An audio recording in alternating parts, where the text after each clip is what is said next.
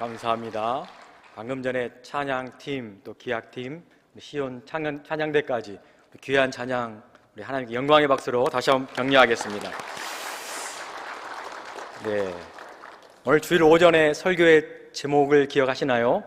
그리스도의 편지였습니다.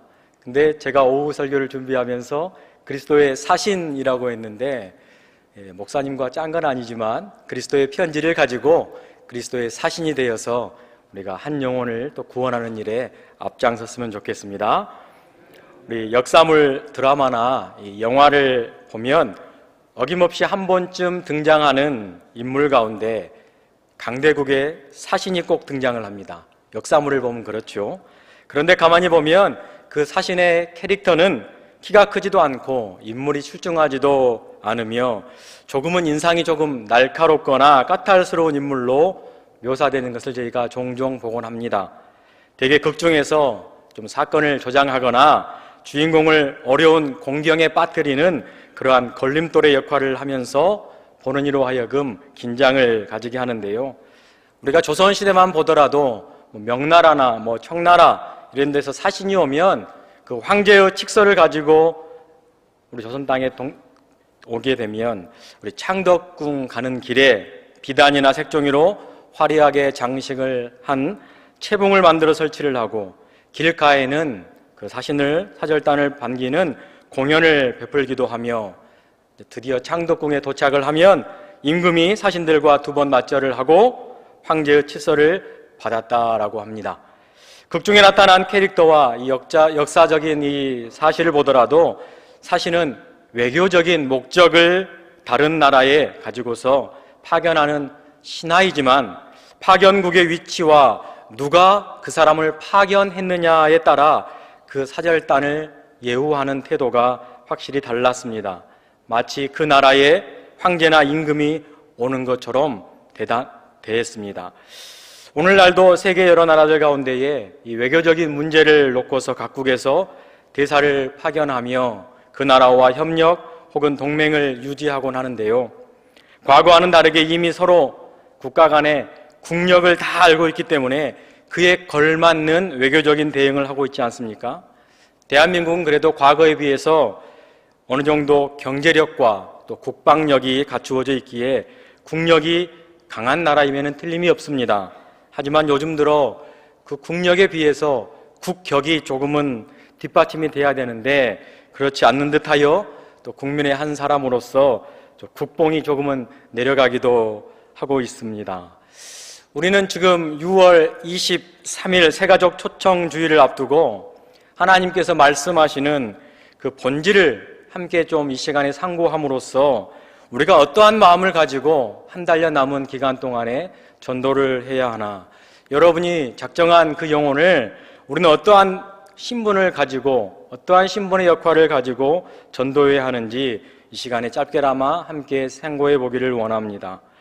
이 사도 바울은 오늘 본문에서 우리에게 그리스도를 대신한 사신이라는 신분을 비유로 말씀하고 있습니다. 우리를 향하여 특별한 사명을 가지고 파견을 한 특사라는 표현을 말하고 있는데요. 그렇기에 저와 여러분은 하나님으로부터 예수 그리스도를 대신하여 오늘날 이 땅, 우리가 살고 있는 이 지역, 이 광주 땅에 사신으로 파견된 신하들입니다. 그런데 누가 보냈다고요? 보내신 이는 하나님이십니다.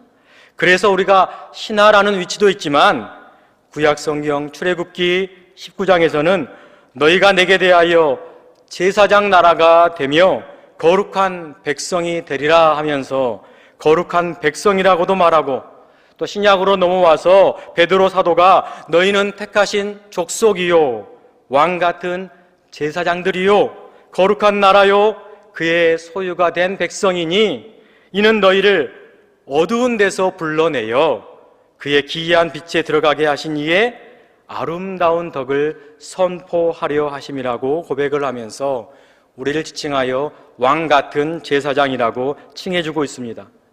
그렇기에 우리는 그리스도를 대신한 사신이며 우리를 파견하신 분이 하나님이심을 우리는 고백할 수도 있게 됩니다. 그런데 우리는 이상하게도 이 세상에서 두 발을 딛고 살아갈 때 자꾸만 작은 자 같고 점점 그 영향력을 제대로 발휘하지 못한 채 하루하루를 살아간 때가 종종 있는 것만 같습니다.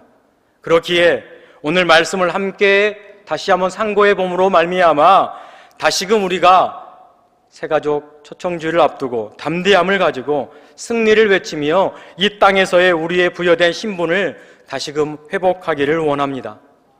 그렇기에 첫 번째로 우리가 생각해 봐야 할 것이 있는데요, 가장 중요한 것은 사신의 권위의 문제를 우리가 생각해 봐야 합니다. 여러분 잘 한번 생각해 보시기를 바랍니다. 사신에게는 자신의 권위가 그리 중요하지 않습니다.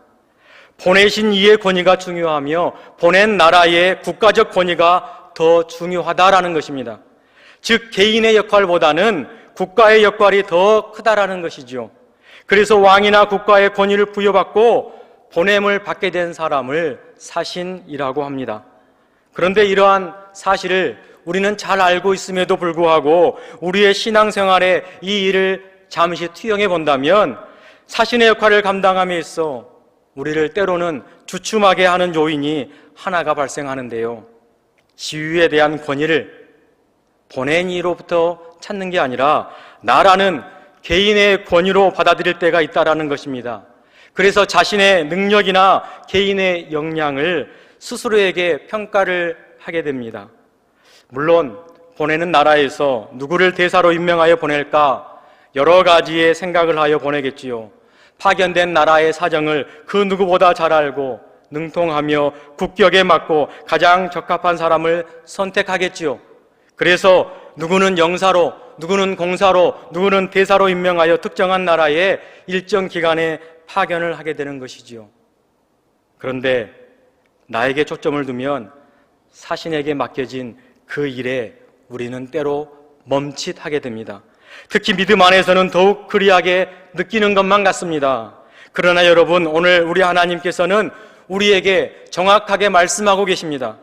오늘 우리가 읽었던 본문 바로 위에 두 구절 앞에 18절을 보면은요, 모든 것이 하나님께로 났으며 그가, 하나님이 그리스도로 말미암아 우리를 자기와 화목하게 하시고 또 우리에게 화목하게 하는 직분을 주셨으니 라면서 보증을 하고 있습니다. 우리가 하나님께로부터 났고 화목하게 하는 직분도 하나님께서 친히 부여해 주셨다라고 18절에는 확증을 하고 있습니다. 우리가 마치 외무고시를 다 패스하고 대사로서의 직분을 하나님께서 주시는 것처럼 받았다는 사실을 분명히 오늘 본문은 이야기하고 있습니다. 그런데 우리가 신앙생활을 하면서 항상 사단은 이렇게 속삭입니다. 너같이 보잘것없고 세상에서 성공하지도 못하고 가진 것도 없는데 하나님의 대사로서 소임을 감당한다는 것이 가당키나 하느냐? 세상에는 너 말고도 잘난 사람이 얼마나 많은데 하면서 그 특사로서의 권위를 상실하게 만들고 있기도 합니다. 이 부분에서 우리는 나라는 이 연약한 사람을 돌아보니 다 맞는 말처럼, 그 속삭임이 다 맞는 것처럼 여겨지기에 자신을 인정해버립니다. 그리고 주춤하다가 그 역할을 포기해버리기도 합니다. 하지만 우리가 기억해야 할 사실은 사신의 권위는 그 자신에게 있는 것이 아니라 보내는 이에게 있으며 보내는 이가 손에 쥐어진 그 칙서의 내용 가운데 힘이 있고 보내는 나라의 국력이나 국격의 능력이 있습니다. 그렇기에 그 나라가 어느 나라냐에 따라 우리는 조금 더 당당해도 되고 우리는 조금 어깨가 좀 올라가도 되고 때로는 왕같이 대접을 받아도 되는 것입니다. 사랑하는 성도 여러분, 하나님 나라에서 하나님께서 자신의 권위로 우리에게 직분을 주셔서 사신으로 보내셨는데 왕처럼 우리가 행해도 된다는 것입니다. 하나님의 말씀이 우리 손에 있으니 세상이 그 내용을 알아듣도록 우리가 선포해도 됩니다. 이 일을 하기 위하여 우리를 하나님께서 어두운 데에서 불러 세우셨습니다. 그런데 또 한편으로는 교만하지 않아야 합니다. 교만해도 괜찮다라는 말은 아닙니다. 사신에게는 교만할 자격은 없습니다. 왜냐하면 그 권위는 자신의 권위가 아니라 일정 기간 동안에 우리가 이 땅에 사는 동안에만, 그리고 하나님이 부여한 그 권위에 대해서만 우리가 자격과 권위를 위임해 주셨기 때문입니다. 그렇기에 우리가 첫 번째로 생각해야 할 일은 바로 사신의 권위를 우리가 확고히 알고 전도하는 일에 더욱더 힘써야 하겠습니다. 서울 종로에 가면 광화문 앞에 주한 미국 대사관이 있지 않습니까? 예전에는 미국 땅을 밟으려면 그 대사관에 가서 비자를 발급받아야 했습니다. 여행을 가거나 유학을 가거나 취업을 하기 위해서 말입니다. 그런데 그 당시에 보면 이른 아침부터 대사관 후문 쪽에 길게 줄을 서서 인터뷰를 기다려야만 했습니다. 저도 유학을 가기 전에 그 대열에 한번 합류해 봤는데요. 대기할 때부터 긴장이 됩니다. 긴장을 한참 하다가 드디어 그 안에 들어가서 인터뷰하는 공간에 서면 딱 두 부류의 사람만 존재하는 것만 같았습니다. 비자 업무를 처리해주는, 도장을 찍어주는 그 당당한 영사들, 그리고 그 도장이 뭐라고, 그 승인받는 것이 뭐라고 조금은 긴장하고 많이 주춤하고 쫄고 있는 사람들 말입니다. 오늘 성경은 말씀하고 있습니다. 하나님께서 우리에게 대사의 직분을 허락하고서 그리스도를 대신하여 사신이 되었으니 담대하여지라고 말씀하고 있습니다. 우리는 하나님의 통치 아래서 이미 자격을 다 갖춘 하나님의 대사들입니다. 그리스도의 사신들입니다. 그리스도의 사신인 것입니다. 세상에 대하여 그리고 자기 자신에 대하여 위축될 필요가 전혀 없다는 말씀입니다. 우리가 그런 의미에서 옆에 있는 옆 사람에게 오른손을 한번 들고 엄지척을 한번 해주시기 바랍니다. 여러분은 바로 이런 사람들입니다. 네. 제가 재미있는 이야기 하나 할까요? 비자가 아니니까 생각이 나서 드리는 말씀인데, 개인적인 일인데 졸지 말라고 하는 이야기입니다. 제가 미국 대사관에서 이런 일이 있었습니다.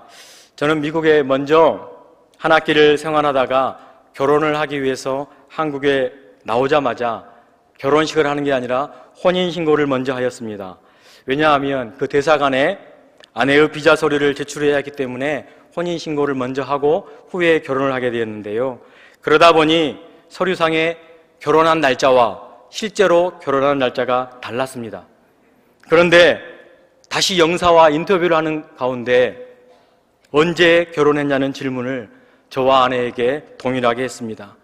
그런데 각자 다른 날짜를 이야기해버린 겁니다. 누가 봐도 영사 입장에서 말한 저희도 큰일 났다. 이거는 누가 봐도 위장결혼인데 정말로 큰일 났습니다. 왜냐하면 결혼은 했고 비자가 나오지 않으면 저는 미국을 들어가고 아내는 한국에 살아야 하는데 말입니다. 정말 위기의 상황에 놓여 있었지요.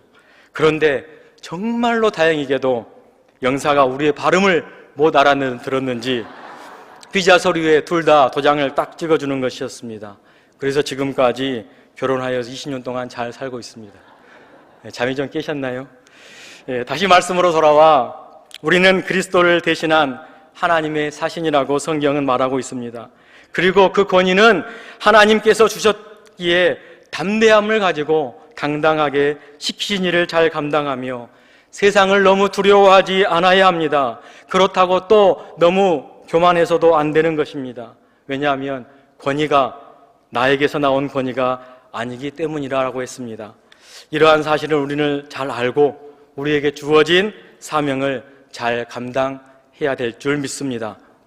그렇다면 이제 두 번째로 사신은 어떠한 일을 하는 사람인가 우리가 좀 생각해 봐야 합니다. 하나는 오늘 본문에 명시된 대로 그리스도를 대신한 자답게 예수 그리스도의 명예를 지켜야 합니다. 베드로 사도는 우리 주님에 대한 고백으로 이렇게 고백하고 있는데요. 죄를 범하지 아니하시고 그 입에는 거짓이 없으시다. 욕을 당하시되 맞대어 욕하지 아니하시고 고난을 당하시되 위협하지도 아니하신다라고 베드로 사도는 고백하였습니다. 이러한 고백처럼 우리도 그리스도를 대신한 사신이라면 세상에서 어떠한 일을 만나든지 세상 사람들과 다를 바 없이 온갖 감정을 다 드러내놓고 맞대응하지 않아야 그리스도의 명예를 지키는 사람입니다. 외교관 한 사람이 실수하면 그 나라 전체가 욕을 먹을 수 있는 것처럼 나를 보내신 이의 뜻에 맞게 우리는 행동하여야 하며 그 행동이 그리스도를 영예롭게 한다라는 것입니다. 우리의 본국은 하나님의 나라이며 그곳에서 그리스도를 대신하여 파견된 국격이 있는 대사입니다. 그러므로 교회 안에서도 교회 밖에서도 전도할 때 조금은 우리가 더 고상해지고 더 겸손해지며 더 온유한 모습으로 그리고 조금 손해보는 모습으로 그리스도의 명예를 온전히 지켜야 하겠습니다. 또한 명예를 지키기 위해서는요, 파견한 나라와 파견된 나라에 대해서 누구보다도 더 잘 알아야 합니다. 파견된 나라는 우리가 너무나도 잘 알고 있습니다. 우리보다 더 잘 아는 이가 없습니다. 이미 우리는 파견된 나라에서 태어나 자라고 살고 있지 않습니까? 바로 예수 그리스도를 믿기 전 우리의 모습이기에 우리는 너무나도 잘 알고 있습니다. 그렇기에 파견된 나라의 사람들이 어떠한 질문을 해오던 어떠한 상황에서 우리에게 조언을 구하던 정확히 대답을 할 수 있는 사람들이 바로 저와 여러분입니다. 이것이 우리의 장점 중에 가장 큰 장점입니다. 그런데 우리는 아이러니하게도 파견한 나라, 보냄을 받는 나라에 대해서는 잘 모르는 것만 같습니다. 그리고 알려고도 하지 않은 것 같습니다. 때로는 관심이 없을 때도 있다라는 것입니다. 이것이 문제라면 우리의 작은 문제입니다. 주님의 명예를 지키기 위해서 하나님의 나라를 누구보다 잘 알아야 되는 대사인데 말입니다.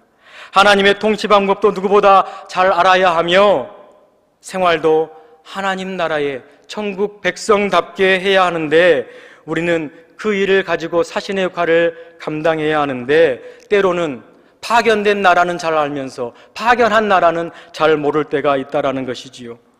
함께 예배하고 있는 여러분, 한 영혼을 전도하기 위해서 우리가 세상 사람들을 잘 아는 것만큼 하나님에 대해서도 더 잘 알아야 전도할 수 있다는 이야기입니다. 그래야 명예를 지킬 수 있고 세상에서 용기와 담대함을 잃지 않을 것입니다. 사신으로 해야 하는 일에 또 다른 하나는 하나님과 화목하는 일을 해야 합니다. 하나님과 화목하는 일. 사도 바울은 그리스도의 대사의 자격으로서 먼저 고린도에 있는 교인들에게 너희는 하나님과 화목하라라고 권면하면서 명령하고 있습니다. 왜 믿음의 공동체에게 화목하라고 했는가? 이미 하나님을 알고 있는 공동체, 교회 공동체인데 왜 그들에게 이런 이야기를 하였는가? 그렇다면 과연 그 화목에는 혹시 다른 의미가 있을까? 오늘 본문이 말하고 있는 그 화목은 무엇일까? 우리가 또 생각해 보아야 할 부분이 생기게 마련인데요. 먼저 사도 바울은 교회 바깥에 있는 사람들에게 한 명령이 아니라 교회 안에 있는 저와 여러분에게, 우리와 같은 사람들에게 한 교훈으로, 그 교훈을 한 이유는 교회 공동체에 들어와 있는 자들에게 하나님의 절대 주권을 강조하기 위함입니다. 다시 말해 하나님이 하나님 되심을 인정하는 것을 이 사도 바울은 이야기하고 있습니다. 이것이 무너진다면, 하나님이 하나님됨을 인정하지 못함이 이게 무너진다면 대사의 자격에도 사신의 자격에도 문제가 발생하기 때문에 하나님의 주권을 인정하라고 하나님과 화목하라 명령하고 있습니다. 레위기 말씀의 핵심인 나는 너희의 하나님이 되려고 너희를 애굽 땅에서 인도하여 낸 여호와라. 아멘. 하나님을 알고 있는 우리이지만 하나님과 화목해야 하는 절대적인 이유는 바로 우리를 어두운 땅에서 인도하여 지금 이 시간 예배의 자리까지 나오도록 하신 하나님이 나의 하나님 되심을 알아야 한다라는 의미입니다. 본문의 표현대로라면 사신으로서 부르신 일을 인정해야 한다는 말씀입니다. 이것이 바로 사신으로서 갖추어야 할 덕목이며 가장 중요한 임무입니다. 만약 사신이 왕을 인정하지 않는다면 사신이 될 수도 없기 때문입니다. 그렇다면 또 화목은 무엇일까요? 믿음의 사람들이 이루어야 할 화목은 무엇이며 어떠한 것인지 우리는 알아야 합니다. 영어 성경에는 이 화목하라라는 부분을 융화하다라는 단어로 표기를 하고 있습니다. 즉 녹아져서 화하게 된다라는 표현입니다. 그렇다면 바울 사도는 하나님과 융화된 상태를 어떻게 정의하고 있느냐를 우리는 또 한 번 말씀 가운데 찾아보고 생각해 봐야 하는데요. 그 답이 오늘 본문 저와 여러분이 읽었던 21절에 나와 있습니다. 여러분도 성경책을 펴고 있으니까 한번 눈으로 여러분들이 읽어보시길 바랍니다. 제가 봉독하겠습니다. 하나님이 죄를 알지도 못하신 이를 우리를 대신하여 죄로 삼으신 것은 우리로 하여금 그 안에서 하나님의 의가 되게 하려 하심이라. 아멘. 하나님의 의가 되게 하려 하심이라. 믿는 사람들이 하나님과 화목한다는 것은 하나님의 의가 되게 한다는 것인데요, 하나님의 의를 바울 사도는 로마서 3장에서 아주 자세하게 기록을 하고 있습니다. 요약을 하자면 이렇습니다.